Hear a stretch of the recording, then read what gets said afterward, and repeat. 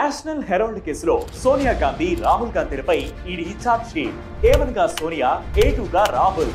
NGO స్థాపించి 50 లక్షలకే 2000 కోట్ల విలువైన కంపెనీని కొనేశారా? ఎన్ఫోర్స్మెంట్ డైరెక్టరేట్ ఏం చెబుతోంది?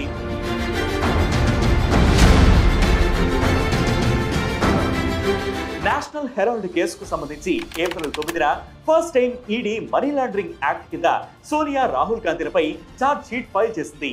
వీరిద్దరితో పాటు Indian Overseas Congress chief Sam Pitroda సహా సుమన్ దుబే అనే మరో కాంగ్రెస్ నేతపై కూడా ఛార్జ్ షీట్ ఫైల్ చేసింది.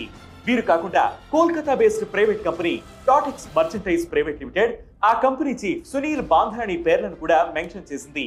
ఏప్రిల్ 25న దానిపై విచారణ ప్రారంభించేందుకు రోయూస్ అవెన్యూ కోర్టు ఓకే చెప్పింది.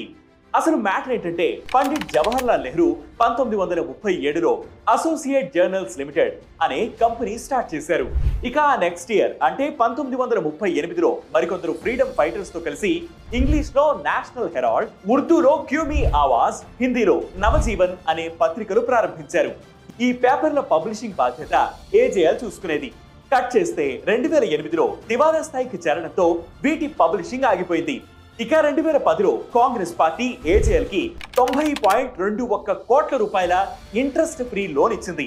ఇక అదే ఏడాది యంగ్ ఇండియన్ అనే ఎన్జీఓ స్టార్ట్ అయింది. సోనియా గాంధీ, రాహుల్ గాంధీ దీనికి డైరెక్టర్లుగా ఉండేవారు. వీరిద్దరికి ఆ కంపెనీలో చెరో 38% అంటే మొత్తంగా 76% వాటా ఉండేది. ఇక మిగిలిన 24% కాంగ్రెస్ నేతలు మోతీలాల్ వోరా, ఆస్కార్ ఫెర్నాండస్ కు చెందినది. అసలు మ్యాటర్ ఇక్కడే ఉంది. ఈడీ ఏమంటుందంటే, ఈ 90 కోట్ల లోన్ బాకీ all India Congress committee non recoverable గా పరిగణించి మాఫీ చేసింది. ఇక అదే టైంలో అంటే 2010 నవంబర్లో ప్రారంభమైన యంగ్ ఇండియన్ కంపెనీ ఏజేఎల్ ను కేవలం 50 లక్షలకే కొనుగోలు చేసిందని ఆరోపిస్తోంది. ఒక నాన్ ప్రాఫిటబుల్ ఆర్గనైజేషన్ దేశవ్యాప్తంగా 2000 కోట్లకు పైగా విలువైన ఆస్తులున్న కంపెనీని 50 లక్షలకే కొనడం చర్చనీయాంశమైంది. ఏజేఎల్ ప్రాపర్టీస్ వాల్యూ అప్పట్లో 2000 కోట్లు కాగా ఇప్పుడు దాని విలువ 5000 కోట్లు. 2012లో బీజేపీ లీడర్ సుబ్రహ్మణ్య స్వామి ఫిర్యాదు చేయగా 2014లో ఈ కేసును ఈడీ టేకప్ చేసింది.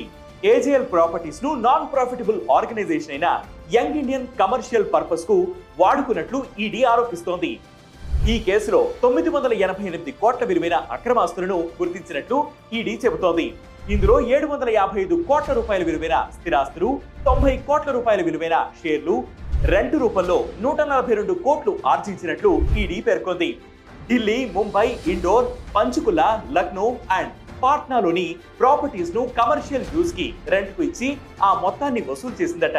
18 కోట్ల విలువైన బోగస్ డొనేషన్లు, 38 కోట్ల fake advance rent, false advertising ద్వారా 29 కోట్లను ఏజేఎల్ ప్రాపర్టీస్ ద్వారా నిందితులు ఆర్జించినట్లు ఈడీ ఆరోపిస్తోంది. 2023లో 752 కోట్ల విలువైన AJL and young Indian properties ను ఈడీ సీజ్ చేసింది. లేటెస్ట్ గా మరో 661 కోట్ల విలువైన స్థిరాస్తులను కూడా సీజ్ చేసేందుకు సిద్ధమైంది. మరోవైపు కాంగ్రెస్ ఈడీ విచారణను తప్పుపట్టడమే కాక నాన్ ప్రాఫిట్ ఆర్గనైజేషన్ అయిన యంగ్ ఇండియన్ లిమిటెడ్ కు ఏజేఎల్ ప్రాపర్టీస్ ట్రాన్స్ఫర్ చేయడాన్ని డిఫెండ్ చేసుకుంటోంది. ఏజేఎల్ ప్రాపర్టీస్ నుంచి ఎవరు ఫైనాన్షియల్ బెనిఫిట్ పొందొద్దనే యంగ్ ఇండియన్ సంస్థకు నాన్ ప్రాఫిట్ ఆర్గనైజేషన్ గా స్థాపించినట్టు చెబుతోంది. సెంట్రల్ ఏజెన్సీస్ ని ఎన్డీఏ ప్రభుత్వం మిస్యూజ్ చేస్తోందని కాంగ్రెస్ ఆరోపిస్తోంది.